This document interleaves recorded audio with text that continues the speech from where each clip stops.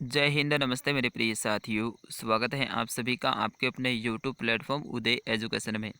Rajasthan one रक्षक व वनपाल परीक्षा 2021 के लिए राजस्थान सामान्य ज्ञान का भाग संख्या में 30 लेके आया हूं। साथियों, आज के इस भाग में राजस्थान सामान्य ज्ञान के बहुत ही इंपॉर्टेंट प्रश्न रहने वाले हैं, जो कि आपके पूर्णतः सिलेबस पर आधारित रहेंगे। यानी ऐसे कैसे प्रश्न हैं आपके एग्ज़ाम में भी देखने को मिलेंगे। तो आप सभी से विनती रहेगी, इस वीडियो को पूरा का पूरा देखिएगा। कोई लंबा वीडियो नहीं होगा और सारे के सारे प्रश्न हैं वो इम्पोर्टेंट रहने वाले हैं। अगर आपको भी इन प्रश्नों के आंसर आते हैं तो बिल्कुल आपके लिए कमेंट बॉक्स खुला रहेगा। आप कमेंट जरूर करते जाइएगा प्रत्येक प्रश्न का आंसर। प्रश्न संख्या जैसे 1 का दे रहे हैं तो 1, और उसका ऑप्शन 2 है तो 2, 3 है तो 3, इस तरह से आप लिखते जाइएगा। और लास्ट में अपना स्कोर बताना है कि 25 में से आपके कितने प्रश्न सही हुए हैं। चलिए आज की वीडियो की करते हैं शुरुआत। प्रश्न संख्या 1 है कि निम्न में से असंगत हैं। आखा तीज वैशाख शुक्ला तृतीया, सोटी तीज श्रावण शुक्ला तृतीया, सातोड़ी तीज भाद्रपद शुक्ला तृतीया और गणगौर क्षेत्र शुक्ला तृतीया। तो इनमें से असंगत क्या है? ऑप्शन 3 रहेगा सातोड़ी तीज।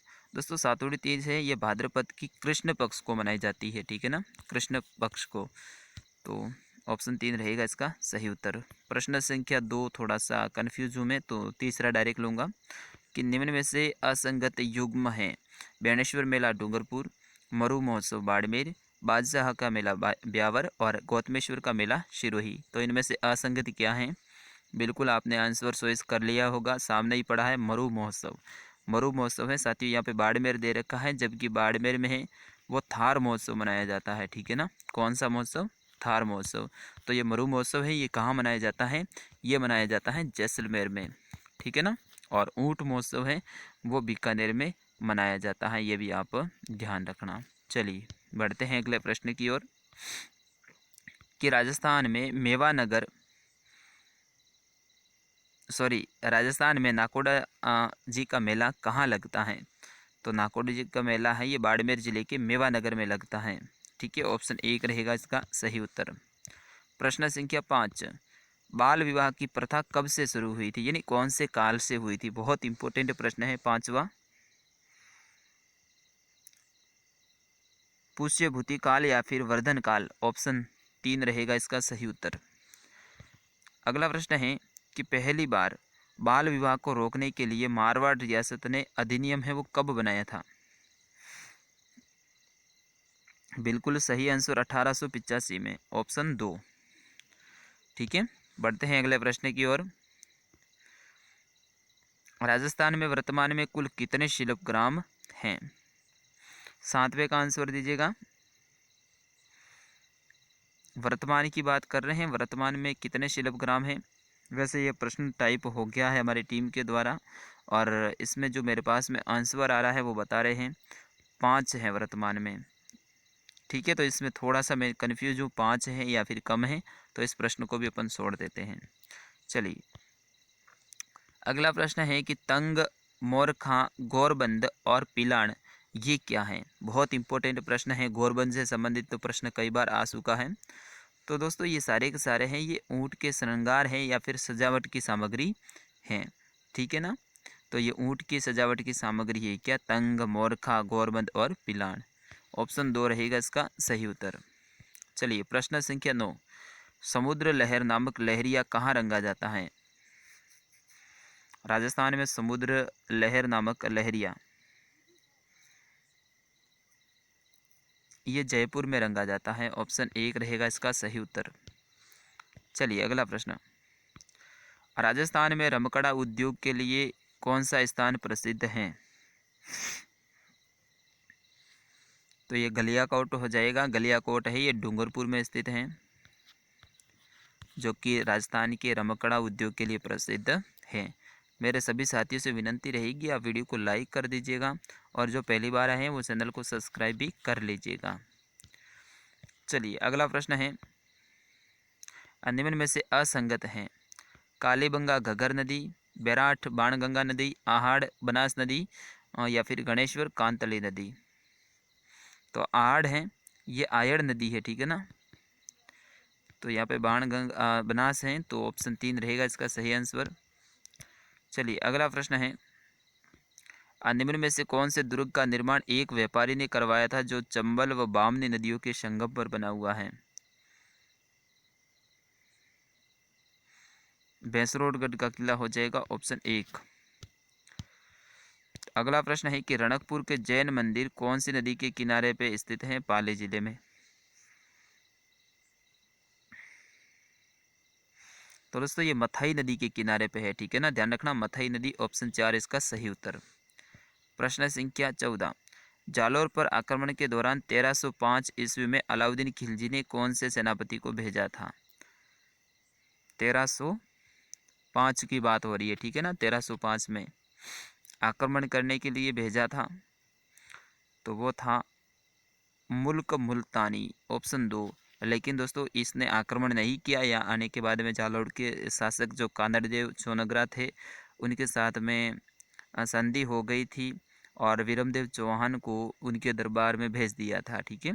तो फिर यहाँ पे आक्रमण नहीं किया था, तो ये मुल्क मुल्तानी आया था कब? 1305 में।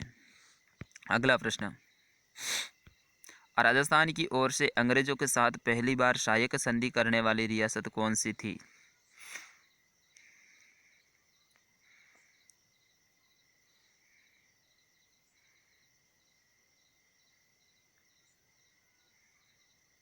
तो इसका सही आंसर रहेगा ऑप्शन 1 यानी करौली।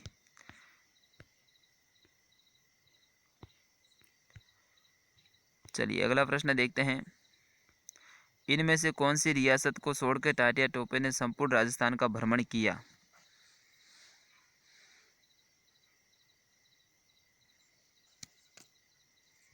तो सभी आंसर देंगे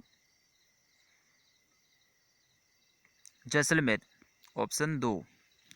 चलिए अगला प्रश्न देखते हैं, ट्रेंस आयोग का संबंध कौन से किसान आंदोलन से है?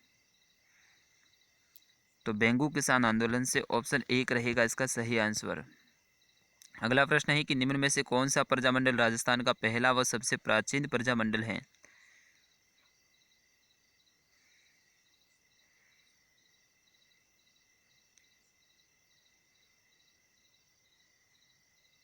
ऑप्शन 1 रहेगा जयपुर। चलिए अगला प्रश्न है, राजस्थान को संपूर्ण एकीकरण पूरा होने में कितना समय लगा? तो 8 वर्ष 9 माह और 8 वर्ष 7 माह और 14 दिन लगे थे, ऑप्शन 3 रहेगा इसका सही आंसर। राजस्थान का एकीकरण है वो 8 वर्ष 7 महीने और 14 दिन में पूरा हुआ था, ऑप्शन 3 इसका सही उत्तर।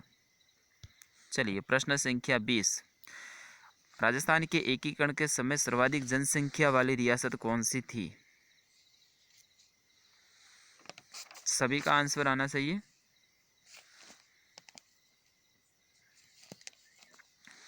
तो आमेर हो जाएगा ऑप्शन 4।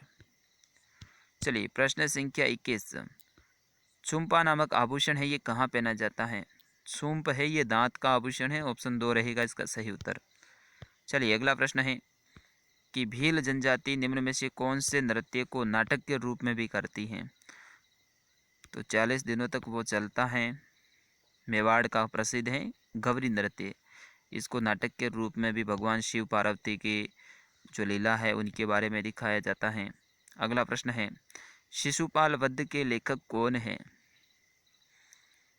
शिशुपाल वध कवि माघ भीनमाल के, इसीलिए भीनमाल को माघ नगरी भी कहा जाता है, ठीक है ना, ध्यान रखना।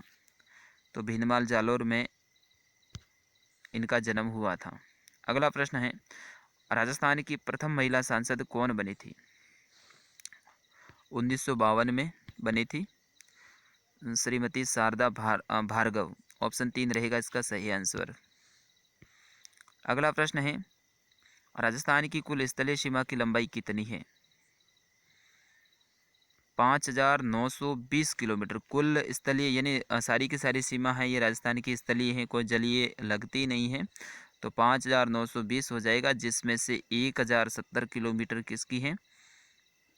1070 किलोमीटर है अपने अंतर्राष्ट्रीय सीमा पाक के साथ में, और 4850 किलोमीटर हैं वो अंतर्राज्यीय हैं, ठीक है ना, भारत के 5 राज्यों के साथ में। तो दोस्तों ये था आज का मॉडल पेपर भाग संख्या 30। सारे के सारे प्रश्न आपके एग्ज़ाम की दृष्टि से इम्पोर्टेंट थे, तो आप वीडियो को आप शेयर कर दीजिएगा। मिलता हूँ मैं नेक्स्ट वीडियो में, तब तक के लिए जय हिंद।